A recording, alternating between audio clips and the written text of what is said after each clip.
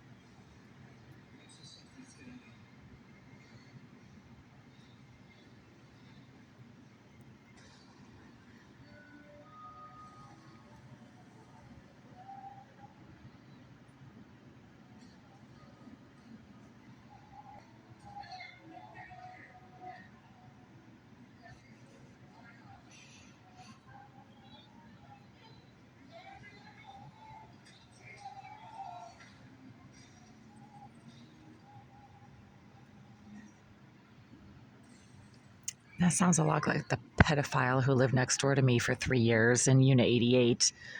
Besides loudly masturbating against the wall that his unit shared with mine on a daily basis, that piece of shit was also blasting constantly and for hours at a time videos and movies that sound just like the one that you can hear being blasted throughout the neighborhood right now. Sounds like they must have released him from prison or something, because now he's back. Jason DaCosta is a child molesting, pedophile, hideous, revolting pig that should go jump off a cliff.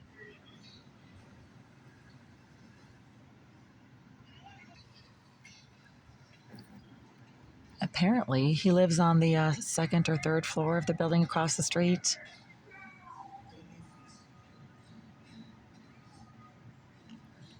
Yeah, this is the kind of shit he was pulling like every night when he lived directly behind that wall of my unit. Thankfully, they moved him out because he wouldn't stop threatening to kill me, calling my phone and telling me that he would watch me when I sleep. Kept saying he was going to murder me. I mean, he's a disgusting piece of shit that should literally just go jump off a cliff. Unfortunately, the Greenville group haven't moved him out of here. And now he's back disrupting the neighborhood. He also somehow managed to find my YouTube channel, even though my YouTube channel has nothing to do with the Greenville group in terms of its identifying information. So how any of these pathetic, hate-stalking, perving lowlifes found my channel, I don't know. Obviously, someone in the management office doxed it to them.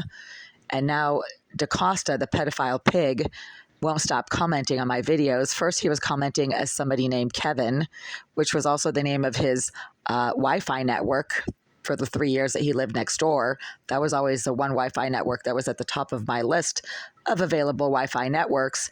And ever since I doxed Kevin as being Jason DaCosta, he now goes as Larry. Fucking retard. I mean, it's so embarrassing.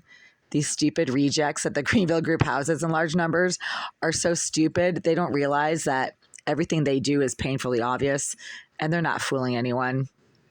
They're so stupid. They actually think they're fooling people by changing their names on YouTube, but then making the same exact nasty comments in their own unique identifying way, right? So people write in the way that they speak, and they speak in the way that they behave. So it's really easy to figure out exactly who is who on these comments that these nasty rejects constantly make on my channel because they're disturbed and have nothing else going on. So Larry is a pedophile right now who's blasting all that noise from across the street. Larry is the same pedophile as Kevin, who is actually a pedophile named Jason DaCosta, who's a disgusting, fat, perving pedophile.